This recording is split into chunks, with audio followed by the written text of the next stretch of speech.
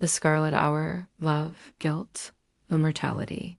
The ad was simple. Wanted, discreet actor for private emotional roleplay, resemblance to subject preferred. Generous pay. It was the kind of notice that drew only the desperate or the damned. When Lucien Moreau answered, the widow, Evelyn Hart, almost fainted. He looked so much like her late husband that for a moment her heart forgot to beat. Same storm gray eyes. Same wisp of dark hair falling across his forehead. Even his voice, soft and deliberate, carried the same cadence. But Lucien wasn't acting. He didn't have to. He had known her before, not in this life, not in this name, but in the candlelit halls of Vienna. In 1843, when her laughter filled a ballroom and her lips tasted of pomegranate wine and betrayal. He remembered her final kiss, the feel of the blade she drove through his chest, and the way she whispered "forgive me" as he turned to ash. Now, more than a century later, she had called him back, unknowingly, into her life again. The widow's request, Evelyn's house sat on the edge of the sea, all white shutters and weathered stone, smelling faintly of salt and decay.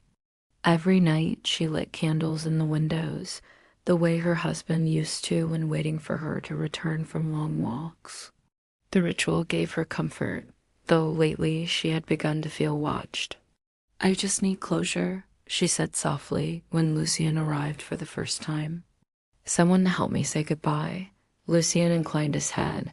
"I understand." He did. More than she could ever imagine. Their sessions began innocently, reenacting old conversations, dinners by candlelight, quiet walks along the cliffs. Yet with each meeting, the air grew heavier, charged with a longing neither dared name. Sometimes she would stare at him, her eyes glistening. "You even move like him," she whispered. Lucien smiled faintly, though something flickered in his gaze. Not affection, but hunger. The shadow between them, the scarlet hour, came each evening, that fleeting span between sunset and night when the world turned red and silent. That was when Lucien came alive. The fading light painted his skin in shades of blood and bronze, and Evelyn would feel a pull in her chest, as though her heart recognized something her mind could not. She began to dream. In one dream, she wore a crimson gown, standing beside a man in a grand mirror-lined hall.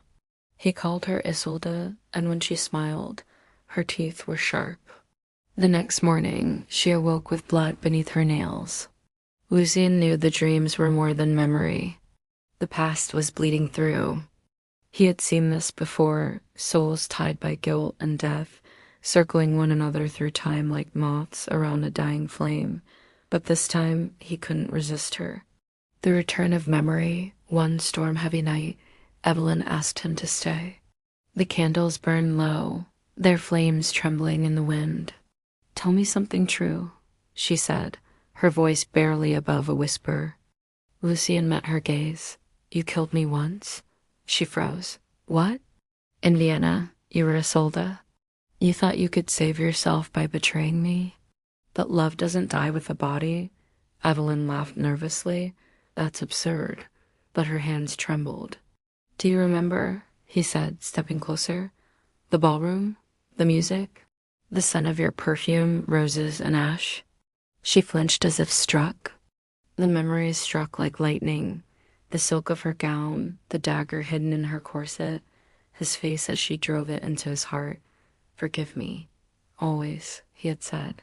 Her knees buckled. "What are you?" Lucien's eyes glowed faintly red. "Yours." The crimson confession. He didn't lunge. He didn't threaten. Instead, he knelt before her, centuries of grief written across his face. "I've searched for you through lifetimes," he said, "to understand why you ended me." Tears filled her eyes.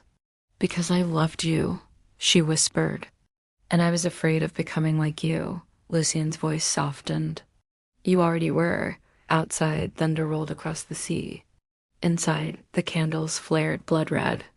Evelyn saw her reflection in the window, pale, luminous, and fanged. The truth hit her like a wave. She had not merely loved a vampire. She had once been one. He had turned her centuries ago, and when her humanity returned, she killed him and herself to forget. But time is cruel to those who flee their sins. The Scarlet Hour, as dawn threatened, Lucian reached for her hand. "The hour is upon us," he murmured. "What happens now?" He smiled, bittersweet. "We choose to end the cycle or begin it again." Evelyn looked at the rising sun, then back at him. For the first time, she felt peace, the kind that comes only when guilt meets love in equal measure.